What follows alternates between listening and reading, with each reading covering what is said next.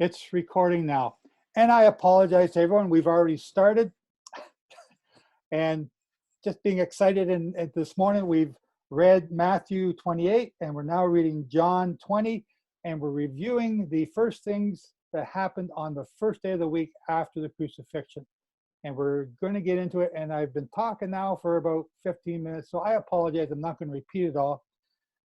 But again, people just interrupt. If I forget stuff, I'm excited today. Today is a great day. There's so much about to happen today.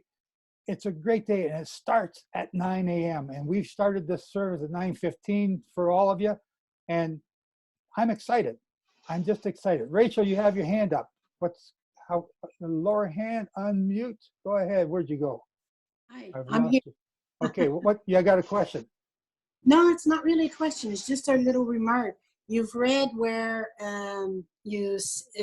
where Mary went into the tomb, Mary or Peter, something like that, and saw both angels on each side with the cloth in the middle. Did you ever think that this is completely the mercy seat? Is the mercy seat? No, it's a sepulcher. It wouldn't. It's Yeah. unclean. It wouldn't be a mercy seat. I know, but the how can I say? Or it resembles the mercy seat. It does, because there's an angel on each side, and what's in the middle? What is pure? What is pure? I'm trying to look back. Yeah, just it's interesting. It could. Yeah, I never thought of that. Okay, I like that one. I'm gonna have to think of that. Okay, so my apologies for not recording, but we are now recording. So this is that's what we've done. So if you want to stop the tape, go back and watch or read the Matthew 28 and John 20, and I'll bring you up to speed. We are now at, where am I at now? Oh, verse 19. The same day at evening, being the first day of the week, when the doors were shut where the disciples were assembled, for fear of the Jews, Jesus came and stood in the midst of them. Peace be unto you. When he had said this, he showed them his hands and his side. Then his disciples were glad when they saw him. So Jesus said to them, peace to you. As the Father has sent me, I also send you. Okay, I want to get down to, okay, keep on going. So Jesus said to them again, verse 22, and when he had said this, he breathed on them and said to them, receive the Holy Spirit. If you forgive the sins of any, they are forgiven them. If you retain the sins of any, they are retained. Now Thomas, called the twin, one of the 12, was not with them when Jesus came. And the other disciples therefore said to him, we have seen the Lord. So he said to them, unless I see in his hands the print of the nails, and put my finger in the print of the nails, and put my hand into his side, I will not believe. And after 8 days, the disciples were again inside, and Thomas. So this is now next week, 1 week from today, on the Monday. And after 8 days, the disciples were again inside, and Thomas with them. Jesus came, the doors being shut, and stood in the midst of them. Peace to you. Then he said to Thomas, reach your finger here and look at my hands, and reach your hand here and put it into my side. Do not be unbelieving, but believing. Why was Mary not allowed to touch him, but the apostles were? It's because women got cooties. Right? No, because something very important happened here. Now go back to Matthew.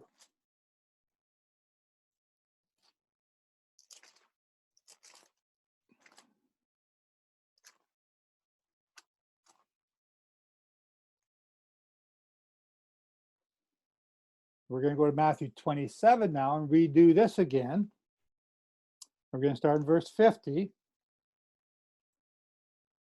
Matthew 27, verse 50. And Jesus cried out again with a loud voice and yielded up his spirit. So this is the day he died, Nisan 14th, 3 o'clock in the afternoon.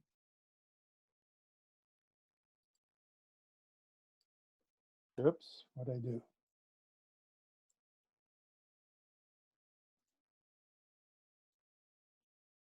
Lost my spot here. Where is it?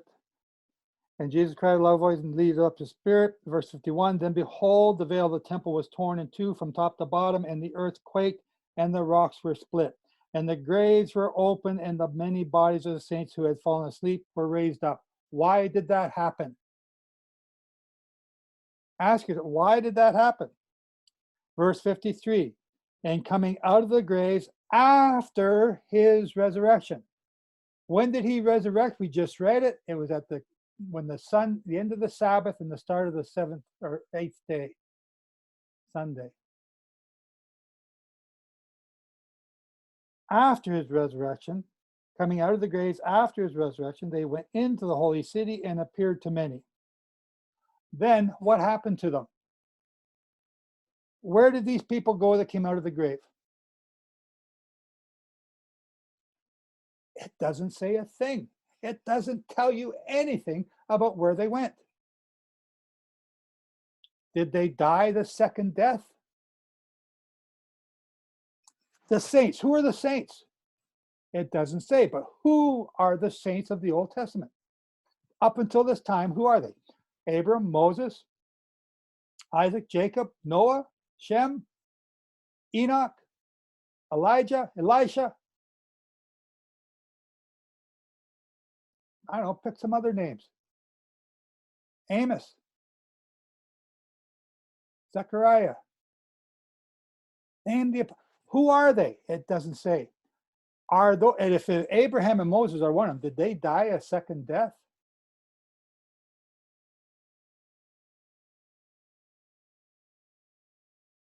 Okay. Where are they? Here's something else. Just go back a page or two. Where does it say?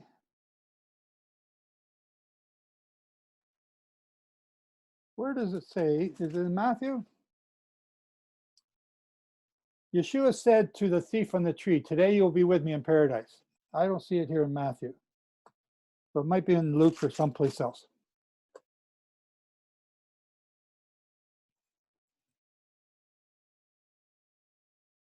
Hang on, I got a note here about chat. Click on the chat button. And at the bottom, then look for more. Down, drop down, where's more here? I'm trying to open up the chat room for y'all. I'm not seeing the more button. Drop down hidden in the bottom right. Bottom right. Oh, there it is. Host only. Ah, there we go. Everyone public. Everyone public and private. Do everyone public and private? So you can all, there you go.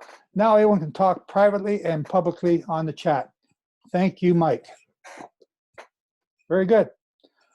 Okay, so now, where do these people go? Yeshua said to the thief on the tree, today you will be with me in paradise. But that day, Nisan 14th, Yeshua was in hell. Uh-oh. We're stepping on your Christian thoughts here. Yeshua went to hell. I've been to hell and back myself a number of times. I gave a tour of hell on a few occasions, and people couldn't get out of it. We had to call a taxi to get them out of hell. Where's hell? Okay, I'm not going to be able to keep up with the comments on the site anymore, so I'm sorry. Hell is not what we've been taught in our Christian faith. Nobody is roasting in hell forever and ever, and nobody's in purgatory right now. And up until this moment in history, when Yeshua came out of the grave, nobody was in heaven. I know this, this is a huge teaching. That's why I love this teaching so much. I get excited about this teaching because it teaches you the plan of salvation. You do not die and go to heaven when you die. So if those of you that are at death's door and you think that's your next step, it's not going to happen. you've missed a few things. All those people in the graveyard are dead and they're in the graveyard. They didn't go to heaven. And well, religiously, they didn't go to hell, but technically they are already in hell. So let me explain the word hell to you. Hell is an English word derived from Hades, which is an Old English word, which is derived from Gehenna. And Gehenna is the valley right beside Jerusalem. Gehenna goes down like a boomerang. It curves down to the left, and it meets the Kidron at the bottom. When you walk down into hell from the Jaffa Gate, because it stops at the Jaffa Gate. You start at the Jaffa Gate, and you can start to descend into hell. And it looks like a golf course, and they have a stadium there, and there's all kinds of crowds and banquets put on there. The entrance into hell is very attractive. Sin is attractive. But as you start to descend down, it's easy going downhill. It gets more and more desolate and more barren until you get to the very bottom. And then you are at the Kidron and you see the small town that's there. Not very attractive at all. It's kind of, I don't even like being here. So then we turn around, we start to walk out, and it's a steep climb going out, and people, one lady on the tour, she couldn't do it. We had to get her a taxi. Her knee couldn't take it. I almost couldn't take it. Just walking out of there, I lost 10 pounds. Mind you, I got lots to lose every once in a while, and I'm on a shed mode right now. So it's a physical place. And outside Jerusalem, there's a wall there, and they used to throw all their garbage out there, and they used to throw all their dead, unwanted prisoners out there. And they would burn, and it was a perpetual fire because you kept feeding the fire with more garbage and refuse. And the dead would burn until their bodies were consumed by this fire that was ever burning in Gehenna, because that's where you threw all your garbage. That's where we get this term today, go to hell. Go to Gehenna. You're not sending anybody to hell as in this terrible place that Satan lives in. So that's hell. Heaven, Yeshua said in John, where is my note? John 3, let's go John 3:13. Joseph, can I interrupt for a minute and ask a question? Go ahead. Okay, if you go in 1 Peter 3, starting at verse 18. Hang on. Can you? And I'll let you read. Not a No, good let me reader. get there first. 1 Peter 3:18.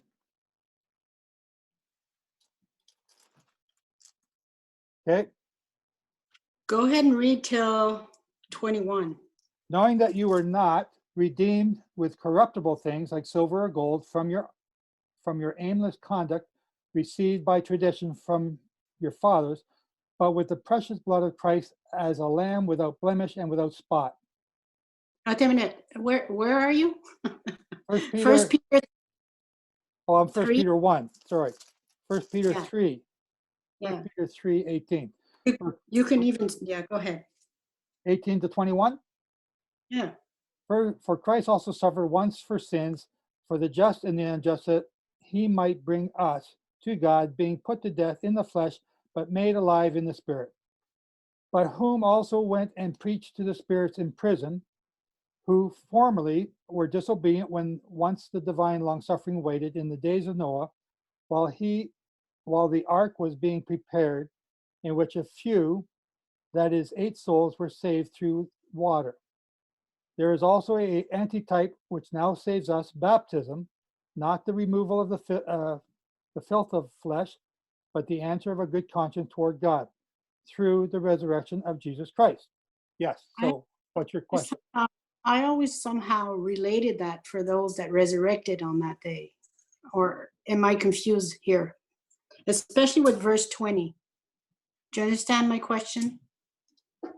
Who formerly disobeyed when once the divine long-suffering waited in the days of Noah. Okay, I'm While, not sure what you're asking me. while the ark was being prepared. Well, you asked earlier, who are those that resurrected that day? Could it be them? Those that were there before Noah? Oh yeah, we said Enoch would possibly be one. Yeah, it could be. So I always related that verse, and it's the only verse I can find that could be even related, maybe, with that verse of those who resurrected on that day. Well, you've already answered your own question. It's maybe related. Yeah, I know. So like I'm asking questions here today. Because I want you to think. I want you to stop just following what people tell you. I don't want you to follow and believe what I tell you. I want you to think. I want you to be able. I just, if others saw it. I was just wondering if it's just my own imagination. Do you understand? Yeah, but you could be right. It could very well be. The answer is maybe. Yeah, maybe always. it is. Maybe it's not. Like you already answered it. Maybe it is. Maybe it's not. Back to John 3 and verse 13. No one who said this, Yeshua said this. When did he say this? In the 3.5-year time of his ministry, probably in the early part because it's John 3, it's near the beginning. Excuse me. No one has ascended to heaven. What? Noah's not in heaven? Now, Rachel just brought up this scripture in 1 Peter. Noah's not in heaven? Yeshua says no one is in heaven. Come on, Enoch is in heaven. Enoch walked with Yehovah. He's got to be in heaven. Yeshua said no one has ascended to heaven but for he who came down from heaven. That is the Son of Man who is in heaven. Whoa. Uncle Bob, who's a really nice guy and a good guy, is not in heaven. Your mother-in-law is not in heaven. Well, most of you think your mother-in-law has gone to hell anyway, but your mother-in-law is not in heaven. And you're probably thinking, good, because I'm hoping to get there and not have her yelling at me again. None of your people are in heaven. Your mom is not in heaven. Your dad is not in heaven. Your sister is not in heaven. Your relatives are not in heaven. If they've already died, they are dead, and technically they're in hell. They've not gone to heaven. No man has gone to heaven. So if they're in heaven, then Yeshua is a liar. If Enoch is in heaven, then Yeshua is a liar. Think about that. Is Enoch and Noah in heaven? Or is Yeshua a liar? Then if Yeshua is not a liar, then Enoch and Noah are not in heaven. It's one or the other.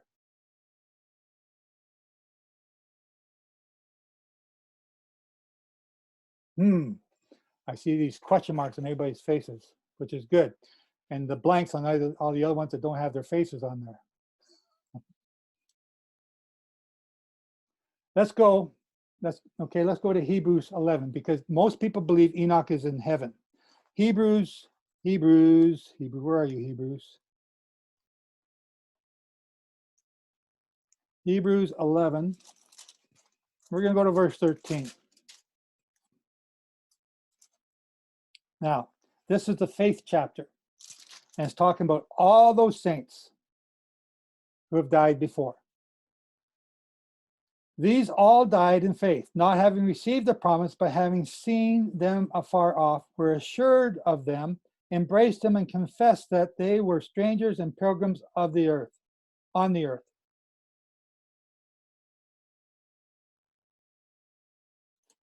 Okay, who's this talking about? These all died. Who is this talking about? Well, let's go back here a little bit earlier and see who's being named here. Let's see, there's Noah without faith. Oh, let's start here. Oh, there's Enoch, verse 5. By faith, Enoch was taken away so that he did not see death, and was found because God had taken him. Where did he take him? Everyone says they took him to heaven. Is that what it says? He'd taken them. For before he was taken, he had his testimony that he pleased God. Where was he taken? Okay, he's in heaven, they say. Go back to verse 13. These all died. So if you're going to say Enoch's in heaven and then read verse 13, you're a hypocrite. Either Enoch died or he's in heaven. He can't be both. But without faith, it is impossible to please him. For there's okay, verse 7. By faith, Noah, being divinely warned of these things not yet seen. Okay, verse 8. By faith, Abram obeyed. Okay, who else we got here? Any other names? By faith, Sarah. Verse 11. By faith, Abel. Verse 4. Is Abel in heaven? He made the sacrifice that Yehovah accepted. Verse 13. These all died in faith. They're all dead. John 3. John 3:13. Again, Yeshua said,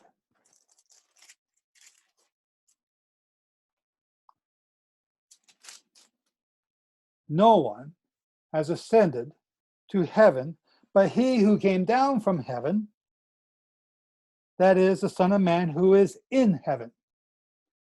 Enoch died. Elijah died.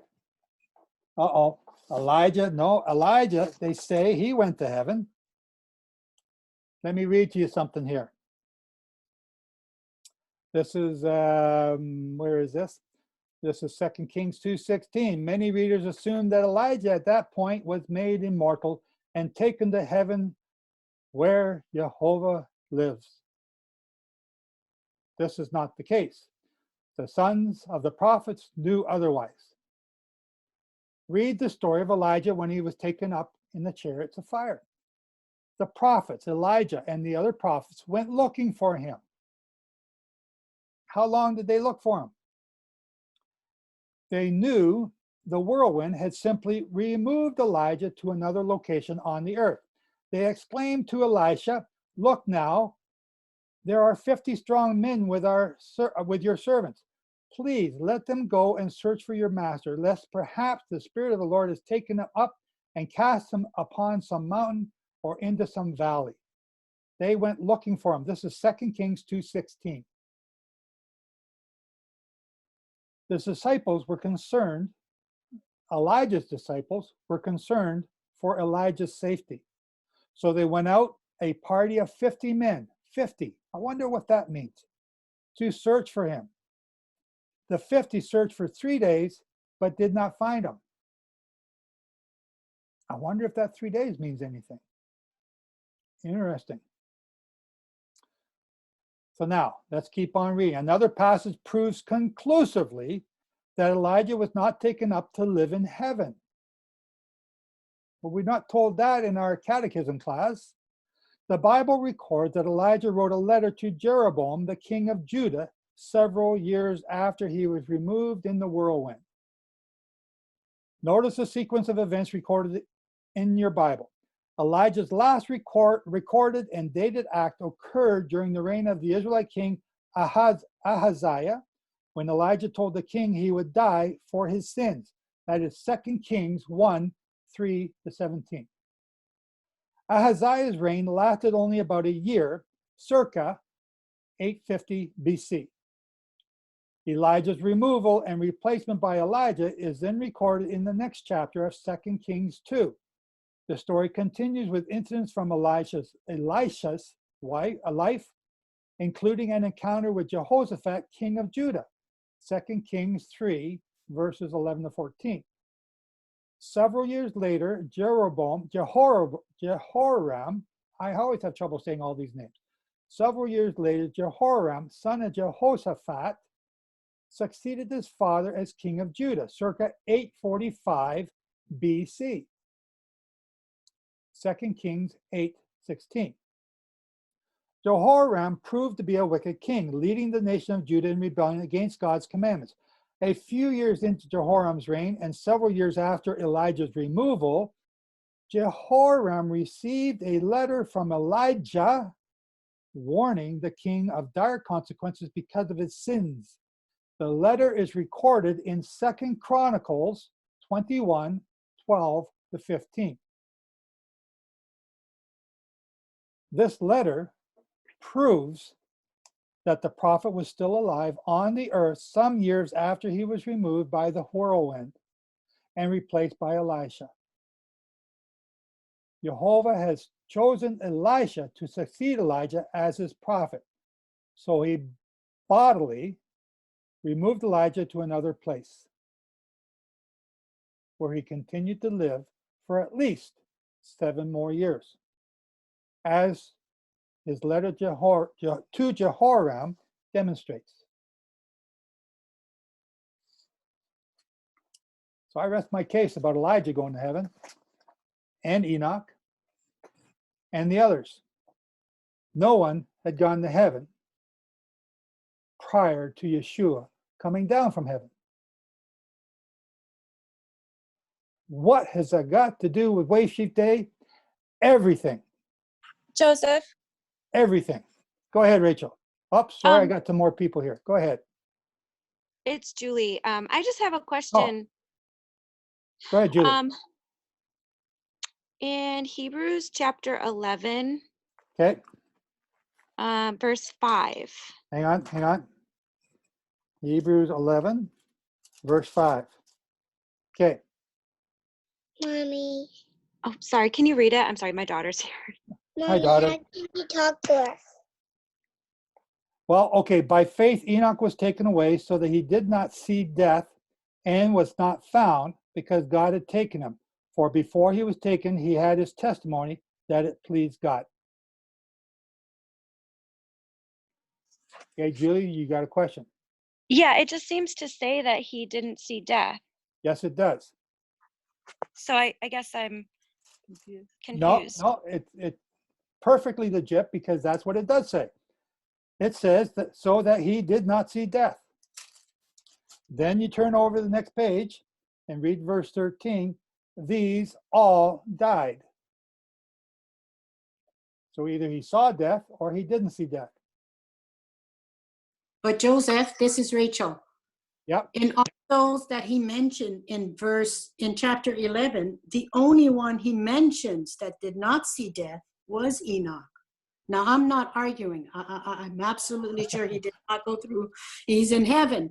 But amongst all those he mentions that all of these died, the only one that he emphasized on was Enoch. He did not see. Let's go with that argument. Let's say Enoch didn't die. Turn to John 3:13. Answer that question. Yeshua says no one's ascended to heaven. Enoch lived, 2,000 years before that? 3,000 years before that, maybe? I didn't do the math. So either Yeshua is lying or the guy that wrote Hebrews has overstated his thing. I don't think Yeshua was dying, that's for sure. But the Bible sometimes does have strange ways of saying things. We see this throughout the entire word. That's right. That's not what I'm doing here. I just noticed what Julie is saying also, Julie and Rachel are presenting a typical, and I'm not trying to argue with them, and I know they're not arguing with me. They're asking a legitimate question. Great. That's what this is for. That's why I'm teaching this today, to answer this question. So it says in verse 5, as Julie pointed out, by faith Enoch was taken and he did not see death. Who wrote this? Some believe it's Paul, some don't know. It's up in the air who wrote it. Was it Yehovah? No. Was it Yeshua? No. But back here in John, Yeshua says no one's gone to heaven. So either Yeshua is right or the guy that wrote Hebrews is right. Again, you got to answer this question. If they went to heaven, when was that? When was that in the plan of salvation? If they got to go to heaven, how come no one else did? Was Abel not righteous? Abel's not said to be of sin anywhere, but Cain killed him. Abel's not mentioned here, but they're in But faith. the thing is, I absolutely agree that what Yahshua said, nobody went to heaven. I agree with that. But just like the man next to him on the cross, on the stake, where he says, on this day shall you be with me in paradise. Now I know there's an argument with the comma and all that stuff. I got But all forget that. that. Forget the comma argument. Let's go there. Is there a difference between paradise and heaven? Could Well, that be? paradise is referring to heaven. There's a different teaching about paradise. Paradise represents the Garden of Eden. No, I'm not going to go there. It just means the heaven. What is, like, I'm Rachel, and I'm not attacking you. Please don't think that. No, But you're presenting a question that everyone else is thinking and maybe too afraid to ask, which is awesome. I love you for that. So what is it? What's the answer here? Yeshua is not a liar. No one went to heaven. Enoch didn't go, Abel didn't go, and we just read Elijah didn't go. And Holy Joe isn't going to go to heaven when he dies. Could it be that he was translated straight to profound quiet, like it talks about in 2nd Ezra? Yep. So here comes the word 4th Ezra. translated. What does the word translated mean? Okay. But it said he didn't see death. No, I know, but it says he was translated. Who else was translated? I've been translated. I've been translated Okay. into French, into Kirundi, and into Swahili, and into Filipino, and who knows what other languages. But I haven't been to heaven yet. So the word translated here in the Bible is the word, same words that they used to say that Elijah was translated to heaven. Now, what does that mean? Because we just read Elijah didn't go to heaven, he just moved to another spot. Okay, so the Enoch one is left in the air. We're left hanging, so we can't argue that one reasonably using the scriptures. And I agree that he is not in heaven. I agree that he's not in heaven. I agree. But I don't know that he tasted death, maybe straight to profound quiet. Maybe he's still alive watching this video here with a different name, like John Kern or something like that. Amen. No, I'm getting what Julie is saying here. Perhaps he didn't go through death. He just went straight to rest. So when you rest, have you ever just did nothing forever? I tried it for one day. It drove me crazy. No, that's not the same. Look at that when Lazarus. Okay, hang on. Let's stop. Let's not get into a big debate. We don't have all day. No, I'm not. No, but here, let me, I'm going to give you the answer. Right now, I'm trying to get you all to stop and think. And I'm glad you're asking the question. Really, I am. Okay, but stop. Now think. Because if every time you say but, you make Yeshua a liar. And I'm not being disrespectful to Julie or Rachel. Please don't think that. Not what I'm saying at all. No. But I'm just saying, when you say but, you're trying to answer this question, and the answer is staring you in the face. The answer is so obvious, and most people read right over top of it and do not clue in. That's why I love today, because it tells me when I'm going to heaven. Right? This is the great thing about today. Today is, all the feast days are important, but for me, this one is huge. Because the debate in Jerusalem at this time between the school of Hillel and the school of what's the other guy's name? Shammai. Shammai. That, do you go to heaven? And there's even this debate at that time about the Messiah coming back from the grave after 3 days and 3 nights. So what Yeshua said wasn't foreign to them. They were having these debates when he was alive. But do you go to heaven? Do you go to hell? Was there a heaven? Was there a hell? These were all legitimate debates of that time. So up comes the Catholic Church, and we're going to give you a reward. We're going to say you're going to go to heaven, and we can put you in heaven and skip purgatory, because we're going to make purgatory for those who don't do what we say. And if you really don't do what we say, we're going to put you in hell. And that way we can control you and tell you what to do and what to believe and what you don't want to believe. And the story of hell developed through the Catholic Church. There is no hell that we're going to go to except the grave, which is and the English word for Hades is a hole in the ground. And every time you go into your basement, you've gone to hell. And every time you go into a cave, you've gone to hell. And when you come out, it's like that song, to hell and back. You've done it. When Yeshua, just put yourself in Yehovah's shoe. Would you really want to punish? Don't put your hands up, please. Would you really want to punish your mother-in-law in hell forever? No, you can't put your hand up. Would Yehovah punish people in hell forever? No. He's a merciful, loving God. Kill them. Done. Move on to the next thing. He's not going to torture them forever. They're not in purgatory, and they're not in hell. How many times has your Bible told you that they are asleep? There's a project for you. There's a study for you. Go and look up how many people are asleep. They are asleep in the grave. Does Yeshua say that about Lazarus? Lazarus, who was dead for 4 days? He was just asleep. So when you die, you go to sleep.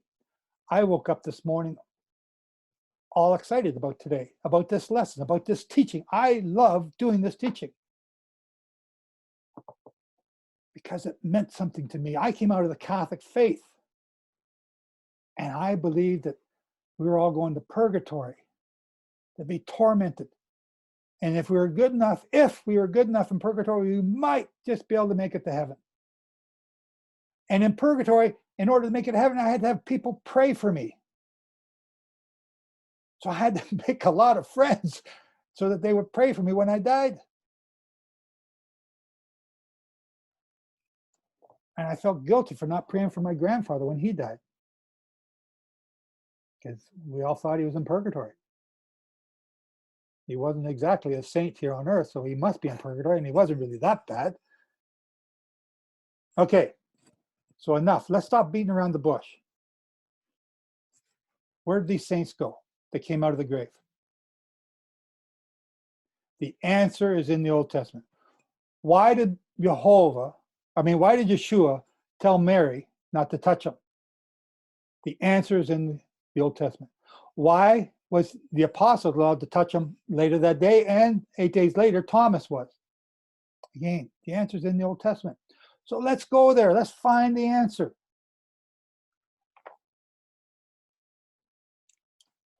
Okay, where, Joe, where? Leviticus 23.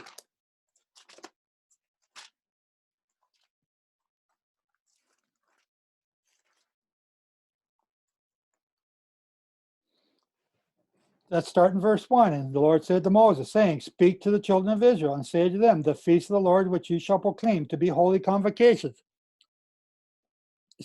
These are my feasts. 6 days you shall work be done, but the 7th day is a Sabbath to the solemn rest, a holy convocation. You shall do no work on it. It is the Sabbath of the Lord in all your dwellings. That's the first feast day, the 7th day Sabbath. These are the feasts of the Lord, the holy convocation, which you shall proclaim at their appointed times. You are to proclaim them. You're to be shouting it out. You're to make noise. Let people know today is the Passover. Today is the Wave Sheaf day. Today is the 7th day of Unleavened Bread. Even if they do not agree with you and that it's next month, let them know. Make them think. On the 14th day of the first month at twilight is the Lord's Passover. On the 15th day of the same month is the Feast of Unleavened Bread. To the Lord, 7 days you must eat unleavened bread. You are to eat unleavened bread 7 days. If you don't have any, bake some. Peanut butter, it works great. On the first day you shall have a holy convocation. You shall do no customary work on it, but you shall offer an offering made by fire to the Lord for 7 days. The seventh day shall be a holy convocation. You shall do no customary work. Why are we reading this? Well, because it's a holy day and it's a time of year, and we read it always at that. No, it's the plan of salvation being revealed to you. The entire plan of salvation is revealed to you right here in this chapter.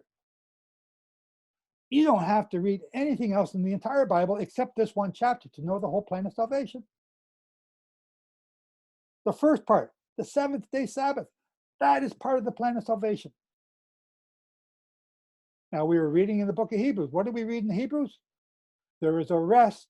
Chapter 4, there is a rest that we are to enter into. What's that rest? It's a millennial rest, which was represented by the seventh day Sabbath. You learn these things by doing these things, not by reading them, not by talking about, but by actually doing them. The seventh day Sabbath represents the seventh millennium. Verse 9, Leviticus 23, verse 9, the Lord spoke to Moses, saying, speak to the children of Israel and say to them, when you come into the land which I give you and reap its harvest, then you shall bring a sheaf of first fruits of your harvest to the priest. And that's the big debate again this year.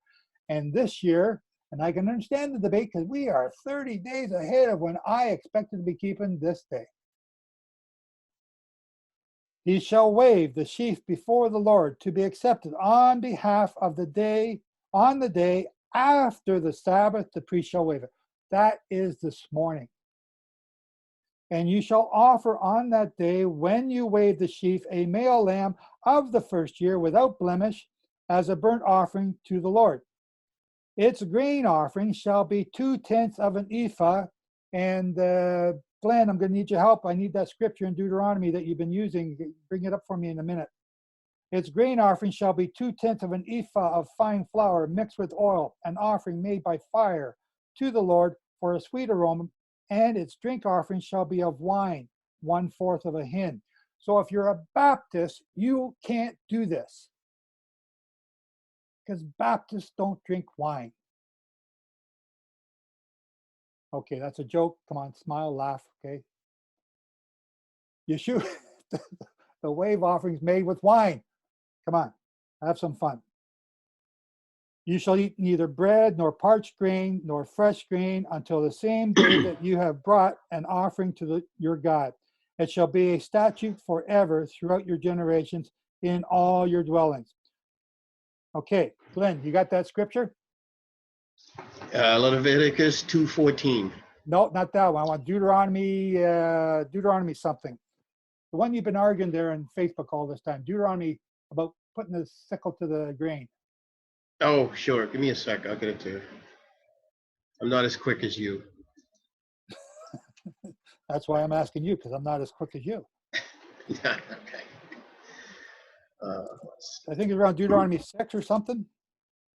I don't remember it. Hang on. Let me Or 16? find it. Let me find it. I Joe, usually do an eSword search. Cheryl, usually. go ahead. what was that scripture that talks about the letter to from Elijah to the king Jeroboam? The letter Yes. is 2 Chronicles 21:12-15. Thank you. Okay, so we're looking at Deuteronomy 16.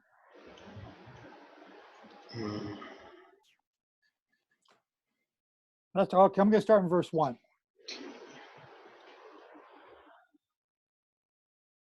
Deuteronomy 16, we're going to start in verse 1. I'm not sure how far I'm going. Yeah, 16:9. 9. Okay, we're going to read up to that, maybe even more. No, that one, that'll do.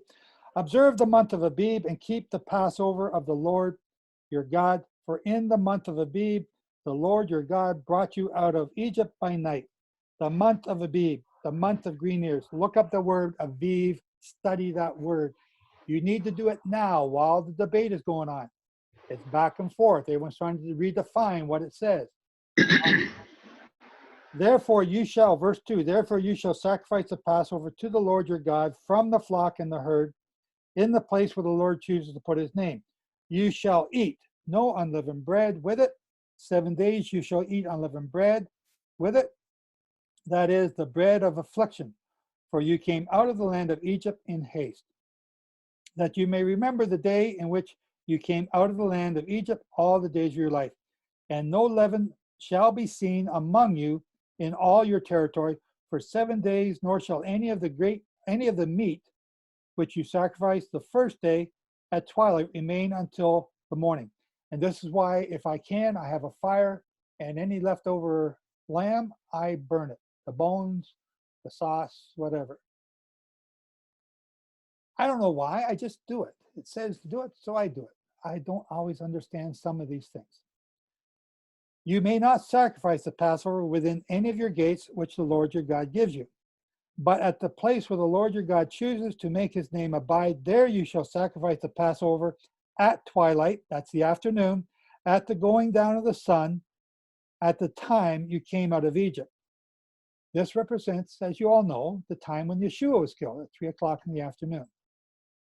And you shall roast it and eat it in the place which the Lord your God chooses, and in the morning you shall turn and go to your tents. Why do you roast the lamb? Why can't you boil it? It has to do with the grain offering on Wave Sheaf Day. It can only be roasted. The lamb and the grain represent the same thing. Verse 8, 6 days you shall eat. 6 days you shall eat unleavened bread, and on the 7th day there shall be a sacred assembly to the Lord your God. You shall do no work on it. It says in other places you eat unleavened bread for 7 days. Verse 9, you shall count 7 weeks. So this is important. What does this say? And Glenn's been arguing this on this Aviv group till he blew in the face. And that's why I stay away, because I haven't got enough breath to argue with people who just don't want to listen. It says, you shall count 7 weeks for yourself. When? When do you start this count? It was last February when the barley was seen to be Aviv. You start your count then, right? No, Randy's, no, it's not then. You start your count on the first day of unleavened bread, right? On Passover day. No, that's not what it says. When do you start your count? Well, it says right here, begin to count the 7 weeks from the time you begin to put the sickle to the grain. So when do you start your count? When you put the sickle to the grain. When do you put the sickle to the grain? On Wave Sheaf Day. Ta-da, like, come on. It's on Wave Sheaf Day. And I feel for you, Glenn. I just don't want to get into that circular debate, and I'll let you do it. You need to keep swinging your sword. Practice. No, I understand your predicament. You have to be apolitical. You can't be political. You can't go down in the dirt. Oh, So, I do go down the dirt. You know I do. Well, for yourself and your presentation, but if you go on someone else's and start arguing, it's not polite. I understand. No, yeah. I won't go on somebody. I'll make a case. If they come on mine, then I'll make a fight. But if I go to theirs, then I gotta, yeah, you're right. I gotta be polite. It's proper My rules are a Facebook little etiquette. bit more lenient. But it says, let's read it again. Begin to count. So you were counting the 7 weeks. What are the 7 weeks? The 7 weeks to Pentecost. And when do they start counting? On, read it again, from the time you begin to put the sickle to the grain. So if you're going to put the sickle to the grain of wheat, then you start counting the Pentecost in 7 weeks from now. If you're going to put the sickle to the grain at Christmas time, and when you're cutting down candy canes, then that's when you start counting to Pentecost. What I've just presented to you is pretty ridiculous, and it's extremely ridiculous, and that's why I did it, to show you the stupidity of it, because it says from the time you put the sickle to the grain, and you put the sickle to the grain for the first fruits. When was that done? Okay, so this is where the debate comes. All we have to tell us when this is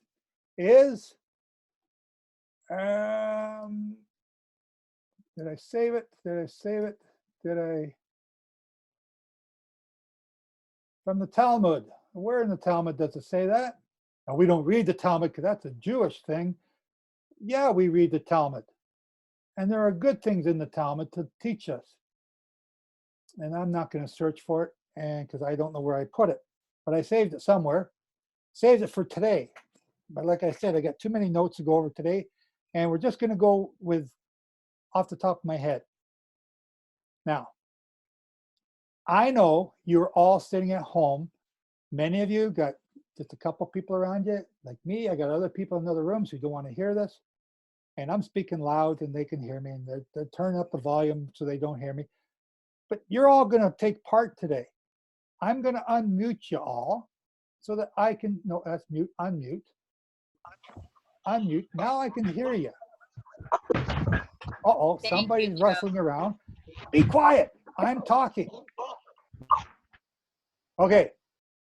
So in the Talmud, it tells you that on this day, the priests go out to cut the barley. When the barley is first, like we read in Deuteronomy 16, when you begin to put the sickle to the barley, when the priest begins to put the sickle to the barley is on Wave Sheaf Day, and they do it after the weekly Sabbath. And they have a series of questions. Remember, oh, you've all muted yourself. How did that happen? Unmute. Unmute all. Okay. The priest goes out and he takes, and it's a big occasion. And I know we're all sitting here by ourselves in our own little rooms and nobody can hear us, but I'm watching though. And the priest goes out and he says, has the sun set? And the people all respond with, yes. no, Sun has set. it don't, yes, the sun is set. Yes, the sun is set. And the priest says, I didn't hear yet. Has the sun set? Yes. Yes, the sun is set. Oh man, you guys are so pathetic. And I need some more enthusiasm out of you, because if you're not going to be enthusiastic, I'm not going to cut this barley. Has the sun set? Yes. The sun is set. Yes. Very good. This is a joyous occasion, because why? This is why I love this day. It's not a holy day, but it's a very special day. So then he asked, is this, because they went out Friday night and they marked the barley and they said, is this the barley I'm to cut? And all the people said, Yes. This is the barley. oh boy, you guys are so sad. Didn't they mark it on Saturday? No, Sabbath Saturday, night after the sunset? they marked it Friday night before the Friday Sabbath night. began. Okay. So that's what it tells us in the Talmud. So again, is this, and now come on, put some life into this, people, because you're being recorded. You know, it don't sound like a bunch of dead old people living in your homes hiding from coronavirus. Be excited. Is this the barley that we are to harvest? Yes. This is the barley. Barley that we're to harvest. And he does it 3 times. Is this the barley I'm to harvest? Yes. This is the barley that we're to harvest. And my computer is crashing because it's overloaded. Okay, so now, after that, he says, is this the basket I'm to harvest the or put the barley in? Yes. This is the Put the barley in. And the high priest turns and shakes his head, says to the assistant priest, boy, these people. Is this the basket I'm to put the barley in? Yes, this is the basket you put the barley in. Yes. And then he does it 3 times. You guys are getting better. So now, is this the sickle I'm to cut the barley with? Yes, that's the sickle you got to cut the barley with. Cut the barley Is with. this the sickle I'm to cut the barley with? Yes. Yes, Barley. this is a sickle to cut the barley with. I love your enthusiasm. You're getting better. I'm getting excited. Now, did I already ask, has the sun set? Yeah, you did. Yes. Okay. Now what do? All the time it says, with great rejoicing and great music and fanfare, he began to cut the barley. Now, I had a video that I was going to play for you about them doing this in Jerusalem. And from the sounds of it, you guys can't even hear the music of it or see it. So, hang on. Let me see. I'll give it another shot here. Okay, share screen.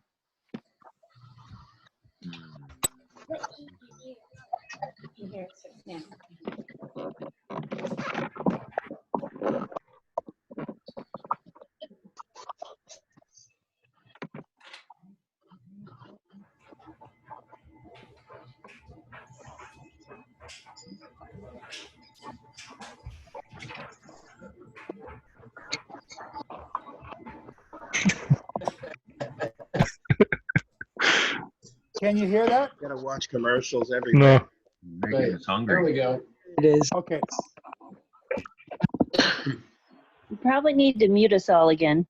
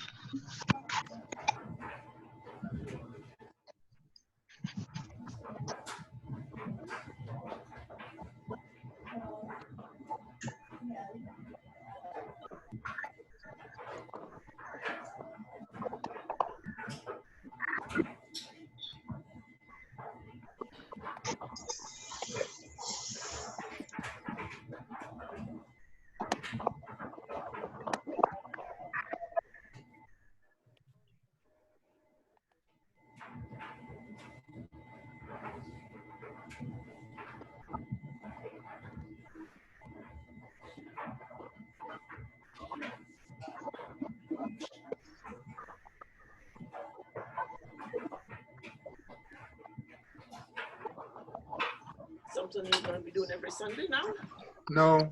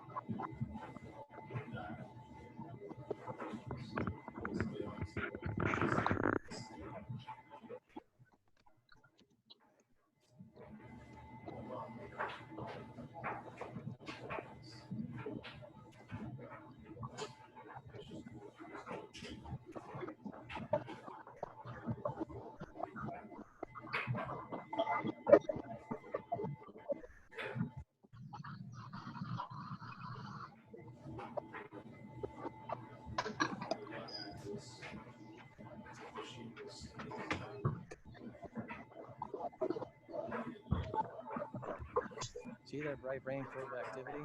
That's a healthy 18-year-old brain. Mine is the other one. Oh, daughters of Zion, oh, Abraham's sons, hear the words of your father, hear his promise of love.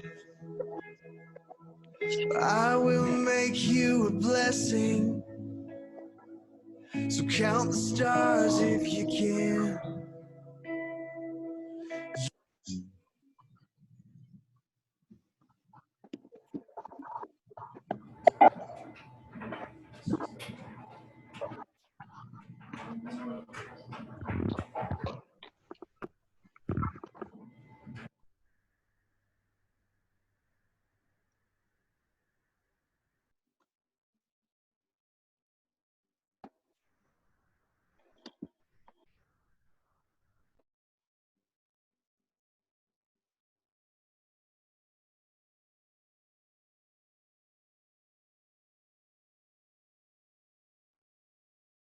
Okay, I don't know if y'all could hear that, but what I will do, because I was recording this, hopefully it'll be recorded. Where'd you go?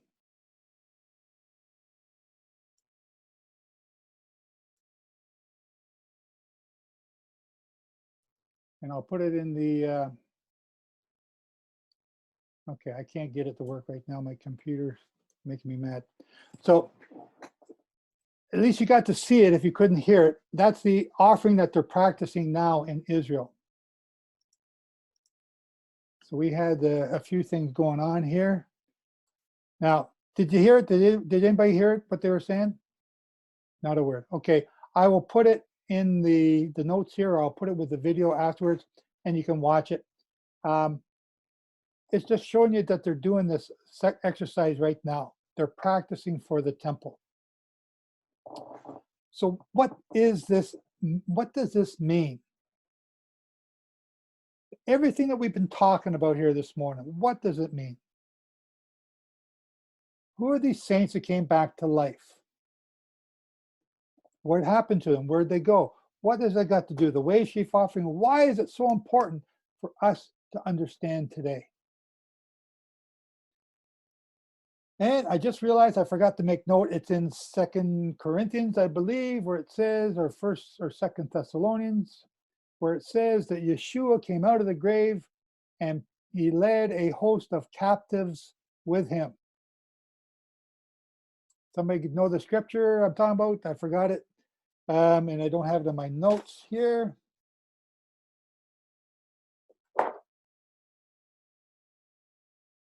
He led a host of captives. Yeshua was the first one to come alive that day, and there was an earthquake. And then these saints who were dead, who had been raised up, came to life after the resurrection. It says in Matthew 27, verse 53. After the resurrection, they came to life. He led a host of captives with him when he ascended on high. He told Mary, don't touch me, I've not yet ascended. At 9 a.m. that morning, at 9 a.m. on this day, he ascended to heaven. And he led these hosts of captives. Who are they? They're captive by Satan. Satan controls us with the captivity of death. And that's what he's doing. That's his power over top of us, death. And Yeshua conquered death. And he led a host of captives with him. This is unbelievable, because up until that time, no one had gone to heaven except the Son of Man who come down from heaven. Let me share the screen again. Come here, you. Share screen. So you've all seen this chart, right? We're going to go to the day he was killed.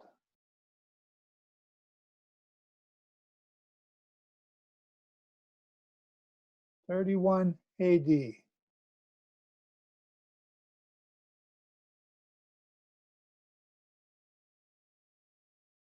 And can I make that bigger?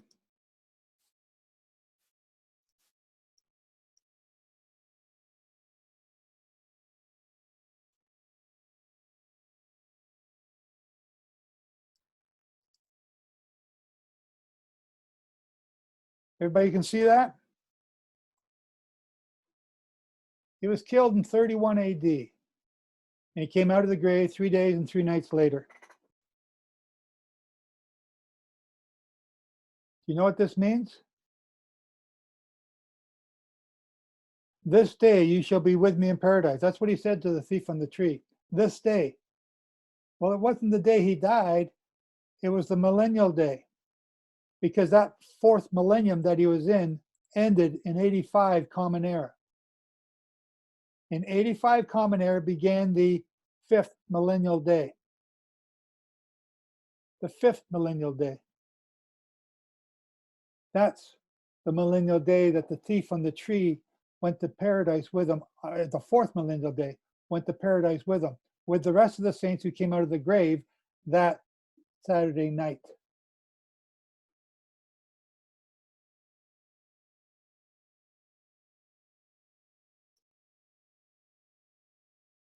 That, to me, is amazing to understand. That is They- awesome. I hadn't heard that one, Joseph. Usually you hear about the comma placement changes the meaning, and that's what I've been arguing. This is a new one. Thank you for that. Well, if I get Pauline and others Judith, who read my notes before I send them out, get really upset at me because I can't spell, and commas don't mean anything to me. I got this Hebrew mindset where we don't use commas and periods or capitals, and we just put everything out in one long sentence. But that argument, I don't care about it. What I care about is the plan of salvation and understanding the plan of salvation. These saints, from Abel down to anyone, the last prophet who died before John the Baptist died before Yeshua came out of the grave. All that generation, those saints came back to life. Yeshua said, no man has gone to heaven except the Son of Man who's in heaven. And when you look in the book of Revelation, and I think it's around chapter 11, it talks about the ancestors who are in heaven and throw their throne or their crowns down before the throne of Yehovah. Look up the word ancestors. What does it mean? Ancestors means people who lived before us. Our ancestors. They were flesh and blood. They are in heaven in the book of Revelation. How did they get there? When did they get there? We're not told. But if you understand the Wave Sheaf offering, this is the day they ascended. And the thief on the tree ascended this day, Sunday, 3 days after he died on the tree beside Yeshua. This is such an amazing understanding of this day. It blows my mind. What does it mean? What does it mean? Go back to Leviticus 23.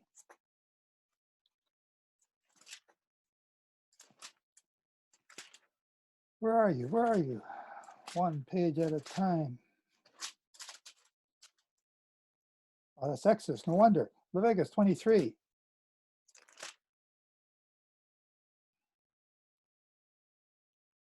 Verse 15.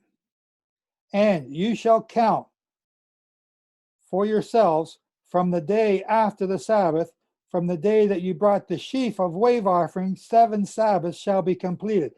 From today, you count 7 Sabbaths. Count 50 days to the day after the 7th Sabbath. Then you shall offer a new grain offering to the Lord. What's that new grain? It's wheat. What is the Yeshua always talking about? You being like wheat. You. Some by the roadside, they spring up fast and they disappear because they got no root. But some land in fertile soil and got good roots and good grains. Some of you get all entangled in all these conspiracy teachings and you die off because you're choked out. But some of you got good soil. And some of you are growing and you're developing the heads that are the fruit of your way of life. You are the wheat. And if these saints, if I'm correct in my understanding, that these saints are the wave offering that Yeshua led captive out of the grave when he came out, and that they are now kings in heaven, throwing their crown down before Yehovah's feet in Revelation. If that understanding is correct, then you, as a wave offering, will be raised up on what day? Shavuot. And you will be in those 2 loaves with leaven.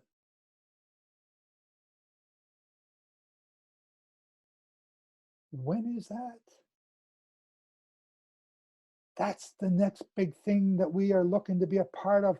That's the thing that everyone, since Yeshua came out of the grave, that's Paul, that's all the apostles who died, that's all the saints who lived during the Middle Ages who were killed for their faith.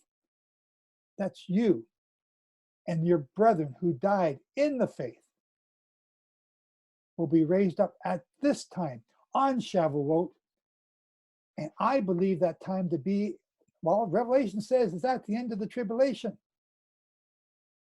And I believe that time is only 13 years from now.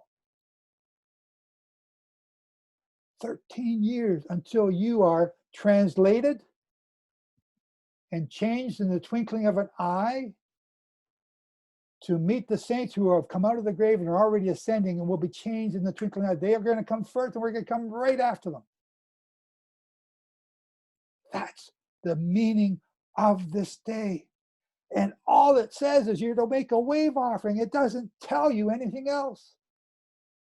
You have to put the pieces together. You have to draw the lines to the dots. You have to forget the comma argument. You have to read and study and pray and ask Yehovah, what does this mean? You are the wheat. You are the next offering. You will be offered up at Wave Sheaf Day, and you pray that that door is going to be open to you and no one's going to say to you, I don't know who you are. Get away from me. Pray that you hear the words, come on in, my beloved. I have a room made for you. This is, man, if there weren't people in the other room, I'd be just screaming right now. This is awesome. This is awesome. No man's gone to heaven until I took him to heaven, says Yeshua. And you're not going to go to heaven when you die. But when I come back, I'm going to raise you up out of the grave. For those who are alive at that time, at Shavuot, I will bring you to heaven. It's not the Feast of Trumpets. It's not the last trump. Guess what? On Shavuot, let's go and read it. Exodus 19. It's a good thing to read at this time of year. In the 3rd month, start in verse 1. In the 3rd month, after the children of Israel had gone out of the land of Egypt, on the same day they came to the wilderness of Sinai. For they had departed from Rephidim, had come to the wilderness of Sinai, and camped in the wilderness. So Israel camped there before the mountain. And Moses went up to God, and the Lord called to him from the mountain, saying, thus you shall say to the house of Jacob, and tell the children of Israel, you have seen what I did to the Egyptians, and how I bore you on eagle's wings and brought you to myself. Now, therefore, if you will indeed obey my voice and keep my covenant, then you shall be a special treasure to me above all people, for all the earth is mine. And you shall be to me a kingdom of priests and a holy nation. These are the words which you shall speak to the children of Israel. So Moses came and called for the elders of the people and laid before them all these words which the Lord commanded him. Then all the people answered together and said, all, this is the first acceptance of the marriage contract, all that the Lord has spoken, we will do. So Moses went back to the words of the people to the Lord, and the Lord said to Moses, behold, I come to you in the thick cloud, that the people may hear when I speak with you, and believe you forever. So Moses told the words of the people to the Lord, And I was supposed to be on Mount Sinai in Saudi Arabia with Randy today. Today, we were supposed to be there. Oh, man, I'm kicking myself. No, I'm not. The whole world is shutting down. Then, verse 10, then the Lord said to Moses, go to the people and consecrate them today and tomorrow, and let them wash their clothes, and let them be ready for the third day. For on the third day, the Lord will come down upon Mount Sinai in the sight of all the people. You shall set bounds for the people all around. They're going to see Yehovah. They're going to hear him in person. Again, like, wow. Just to be on that same spot of ground would have been wow to me, but this is wow. You shall set bounds for the people all around, saying, take heed to yourselves that you do not go up to the mountain and touch its base. Whoever touches the mountain shall surely be put to death. And they've got pictures there of archers shooting arrows for anyone who trespassed past this line. They're still there to this day. Not a hand shall touch him, but he shall surely be stoned or shot with an arrow. Whether man or beast, he shall not live. When the trumpet sounds long, they shall come near the mountain. So Moses went down from the mountain and to the people and sanctified the people, and they washed their clothes. And he said to the people, be ready for the third day. Do not come near your wives. Then it came to pass on the third day in the morning that there were thunderings and lightnings and a thick cloud on the mountain, and the sound of the trumpet was very loud, so that all the people who were in the camp trembled. What did you just read? It was a trumpet. It was sounding. These people who tell you it's the last trumpet, you're going to be raised up at the Feast of Trumpets. Forget this verse. At the Feast of Shavuot at Pentecost, there were trumpets blasting. And Moses brought the people out of the camp to meet with God, and they stood at the foot of the mountain. Now the Mount Sinai was completely in smoke because the Lord descended upon it in fire. Its smoke ascended like the smoke of a furnace, and the whole mountain quaked greatly. And the top of that mountain is black to this day. That was verse 18b, Joe Dumont. And when the blast of the trumpet sounded long and became louder and louder, Moses spoke, and God answered him by voice. Then the Lord came down upon Mount Sinai on the top of the mountain, and the Lord called Moses to the top of the mountain, and Moses went up. And the Lord said to Moses, go down and warn the people, lest they break through to gaze at the Lord, and many of them perish. And let the priests who come near the Lord consecrate themselves, lest the Lord break out against them. But Moses said to the Lord, the people cannot come up to the mountain Sinai, for you warned us, saying, set bounds around the mountain, consecrate. Then the Lord said to them, away, get down to them, and get down, and then come up, you and Aaron with you. But do not let the priests and the people break through to come upon the Lord, lest he break out against them. So Moses went down. Can you imagine that day? Then Moses is taught to wave the 2 loaves of bread made from wheat, you, finely ground. You. That's the importance of this Wave Sheaf Day, because it teaches us that Yehovah brought people back to life, and Yeshua led them out of the grave and up to heaven at 9 a.m. that Sunday morning when the Wave Sheaf offering is made. Up until then, no man had gone to heaven except the Son of Man who had come down from heaven. And now we read in the book of Revelation of our ancestors who are now in heaven. This is amazing to me. You want to know what else is amazing? Today, or on Passover Day, World Health Organization announces a complete pandemic on the world. That was Passover Day. That same day, President Trump of the United States announces a, what's the word, a national crisis. What did he say? What's it called? A national, I'm sorry, my brain stopped working. A national, anyway, President Trump declares a national emergency or national something on Passover Day. last night. Day of prayer. And that, no, so who said that? What? I think he declared a day of prayer. That's today. That's today. But on Wednesday, this past Wednesday, he declared it a national emergency, I think, because of the coronavirus. I'm not sure if I'm using the proper term. Emergency. It was a state of emergency. State of emergency. There we go. Thank you, Rachel. So today, last night, President declares today a national day of prayer. Today, last night, Prime Minister Netanyahu shuts down Israel.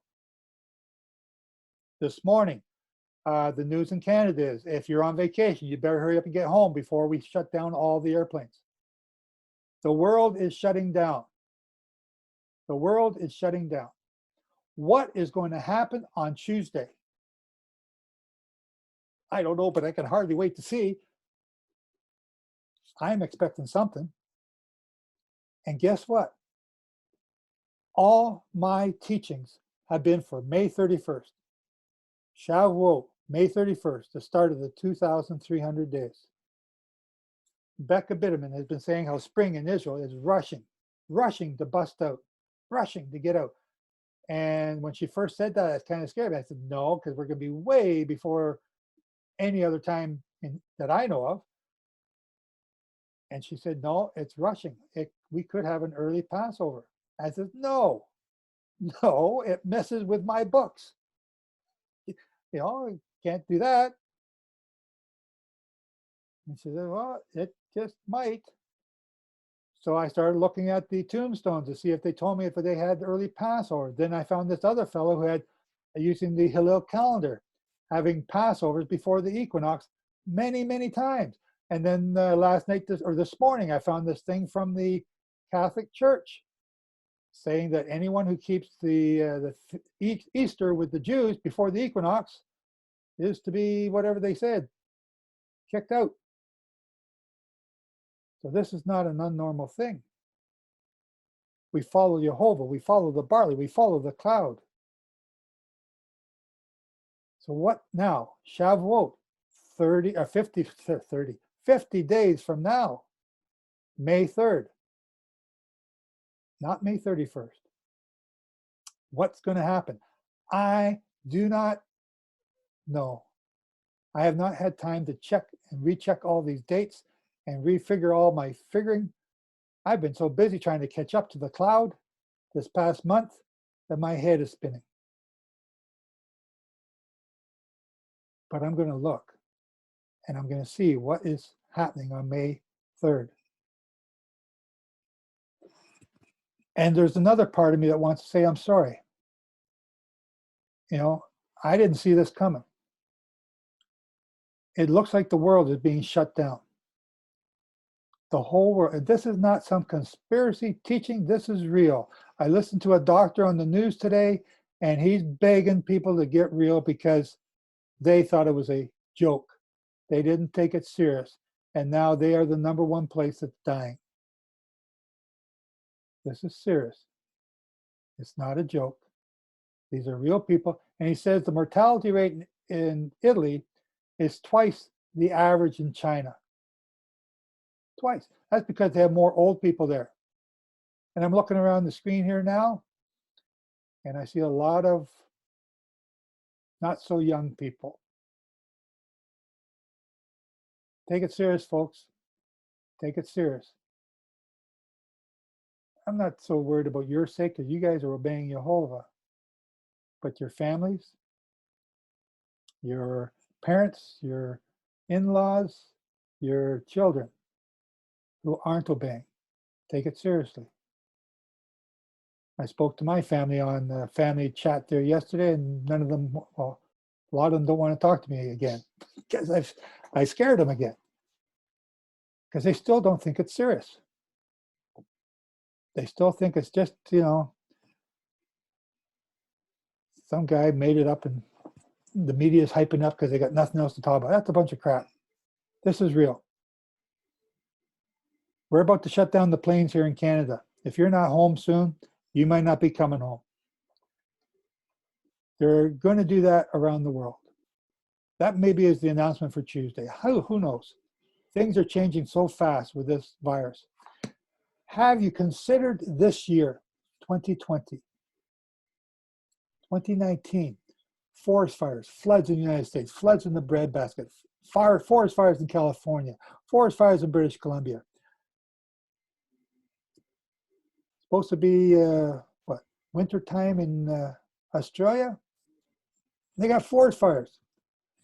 These are apocalyptic forest fires in Canada, the United States, and Australia. We got golf balls or softball size hail in Australia. Then we got flooding. Then we got this locust sweeping all throughout the Middle East, from Pakistan to Kenya. And when I read the Exodus account, and I read the plagues, I watched the Ten Commandment movie yesterday. I get teary-eyed each time I see it because I know it's applying to us. All these things are happening right now. Right now. And so many people are walking around with blinders on, they can't see nothing. These events, these curses that we have been talking about, okay, so here's a pet peeve. My dad, I love my dad, he sent me this thing, this psychic, that said that the coronavirus was going to come in 2020, and she's got it in her book. So my dad sends me her book, sends me the page, circles the thing. I wrote back to my dad, I said, "You've got all my books, Dad. Have you read them? I've been warning you about 2020 since 2005. My videos, my books, they all say the same thing. There's pestilence coming. It comes in this cycle. And the third sabbatical cycle is pestilence. We had swine flu, bird flu, SARS, MERS, H1N1, H1N5, or H5N1, whatever it is, H915, I don't know. We had a bunch.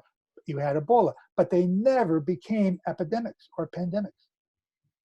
But the fourth curse starts in 2017, the fourth curse, pestilence, sword, famine. What do we got going on right now? We got the locusts eating up all the food in the Middle East. We got flooding in the Mississippi River last summer, so they didn't get a crop in the breadbasket. We had wildfires in California, where a lot of us in Canada get our food. Now we got the whole economy of the world being shut down. And you're going to be locked up in your house for 30 days, minimum. 30 days. Everyone will be locked in their rooms, wherever they are. No one's going to travel. That's what's coming. Maybe that's Tuesday's announcement. You heard it first at citymoon.com. We're living in serious times. And we're reading about the Exodus and all these things happening to Egypt. Who is Egypt today? The European Union, the world. Satan is king of this world. We need to give the world a reason to hate you.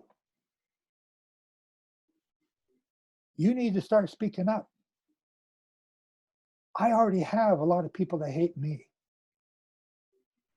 I want to spread the love around to all of you. Because Ezekiel 33 says, if you don't say nothing, they're going to die for their sins. But you're going to be the one that has to pay for their blood. But if you speak up and they don't listen to you and they tell you to take a hike, they get to pay for it themselves. And you're going to be guilt-free because you did your job. So, you can be quiet, go hide in the corner, but you got a lot of blood in your hands because you didn't say nothing. I'm out here saying it, and I got people that are more excited about a stupid psychic than they are about the stuff that I've written in the, the Prophets of Abraham. I don't think that's a great book, but it came up with these charts. Here, let me go back to, I'll share the screen one more time. Share the screen. Okay, so here we are in the charts. Let's go up. Come up.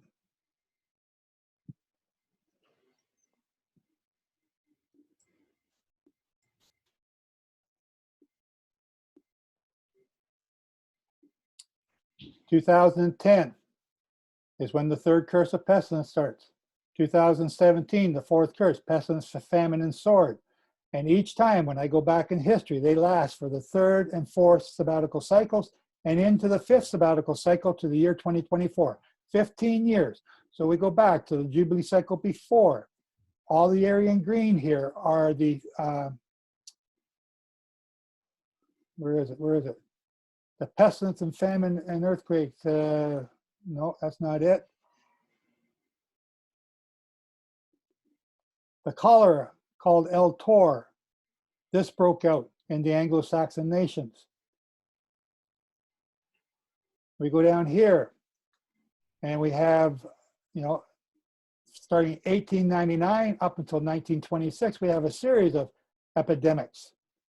The Spanish flu being one of them, but they cover the same time period. And before that, we have 1863 to 1877, other curses that fell upon us.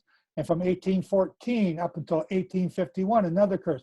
But again, it covered the 3rd and 4th and part of the 5th sabbatical cycle.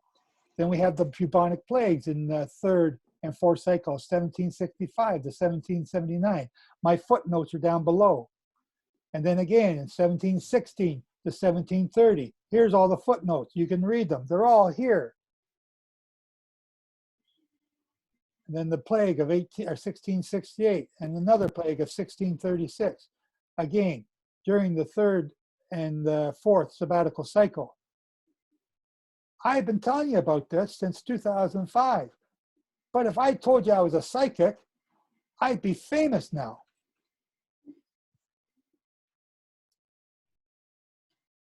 You all have this information at your hands. You can share it, or you can keep it to yourselves. I don't care. It's up to you. I've done my part, and I've been continued to do my part, and I continue to share it. Today is the Wave Sheaf Day. It's a great day to be happy because now we know about the plan of salvation, and the holy days all reveal the plan of salvation. We're going to talk more about that on the 7th day when we come back here this Tuesday. So you have this opportunity, you have this information, and when you go to stand before Yehovah, you have no excuse when he asks you why you didn't do anything with the information that you have.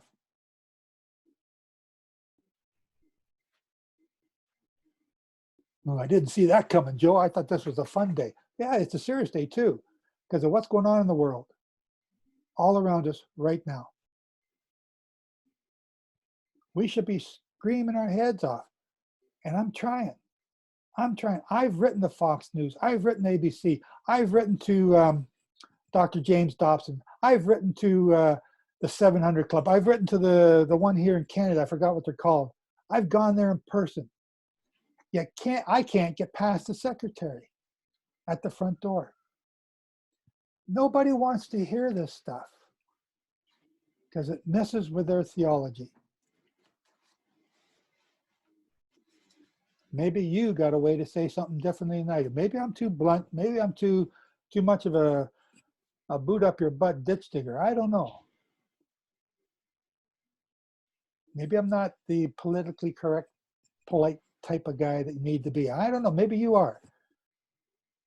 But if you don't open your mouth and start saying something, then you have to answer to Yehovah why all these people died and you didn't help save them. You know, like right now we got 34 people in this Zoom meeting. That's awesome. I'm not, but we should have 100,000 every week. I should have a staff of people organizing this and help me to organize all the other things I'm trying to do, but I don't. That's if you think that my message is correct. If my message is wrong, then please prove it to me so I can stop doing what I'm doing and let my wife say, I told you so. But nobody has. So we've been on here just an hour and 45 minutes, and I'm going to call it a day. And if anyone's got a question, if not, then I'm going to say the closing prayer. Joseph, did you ever find the scripture that talks about the Lord leading the hosts when he was resurrected? I was trying to say it was 2 Corinthians or 1 Thessalonians or 2 Thessalonians, but I don't know. Have you got it? No, not yet. Okay, it's somewhere in there. I've written about this on my website, the meaning of the Wave Sheaf Day, or what is it? The the meaning of the Wave Sheaf Day, or what it means. You can Google it there and find it. Somebody just said that it's Ephesians 4:8. Ephesians. Okay, yeah, that sounds about right. Okay, let's go there and read it. Let's make sure I got it right.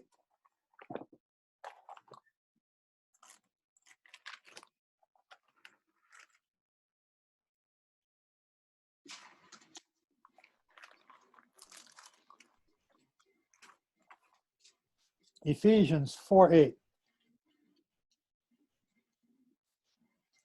Therefore, he says, when he ascended on high, he led captivity captive and gave gifts to men. This is from Psalms, right? What is that? Psalm 68:18, right? Yeah, Psalm 68:18.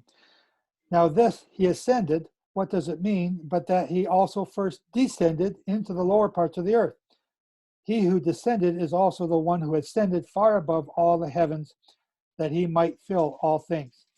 And he himself gave some to be apostles, some prophets, some evangelists, some pastors and teachers, for the equipping of the saints, for the work of the ministry, and for edifying the body of Christ.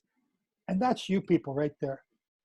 He's called you to be apostles, prophets, evangelists, pastors, teachers, and the equipping of the saints for the work of this ministry. That's why you've been called. You haven't been called. It doesn't say, I called them to save their skin. It doesn't say that here. I called them to save their family. It doesn't say that here. I called you to do a work. So, anything else anyone wants to throw in here before we say adieu? That's French for I don't know what it means. Okay. Our Father Yehovah, our powerful and great creator. Father, I thank you so much for the revelations that you give us and for making us go to search them out, for not telling us up front every little detail, for requiring us to go and search them out to prove your truth, to prove all things, to prove you. I thank you for that. I thank you for the challenge that your Torah gives us. I thank you, Father, for the calling for me and for all these people that you've brought here today and for all the others who aren't here. I thank you. I thank you for the revelation that we have hope of being in the kingdom, for obeying and doing your will and your plan of salvation that you've shown us, the holy days. It's unbelievable. It's unbelievable. It's compared to what we were taught in the churches that we come out, it's unbelievable. So I thank you for that. I thank you for showing these things to us. And I pray, Father, for my own family and for all these families here, I pray that you protect us from this plague that you are sending. You are sending. Not made up in some lab. It's not some conspiracy theory. It's not some op-ed operation by some. It's not some stupid thing that so many people are saying. I pray, Father, that you, who control the virus, who control the little germs, the mustard seed of your army, that you watch over our families. They may not be keeping Torah with us, but they're our families. So I pray for them, Father, and I pray that you keep us in your will. Continue to reveal more of your truths to us. Help us understand. Help us to reach more people. And I know that this plague is scaring a lot of people, and a lot of people are talking to me who would not normally do so. So I thank you for that. Bless us, Father, with further understandings and help us to come back to learn more about you on the last day of unleavened bread and more about your plan of salvation. And let each of us bring glory to your great name, and let each of us put sin out of our lives so that you can be with us in all that we do.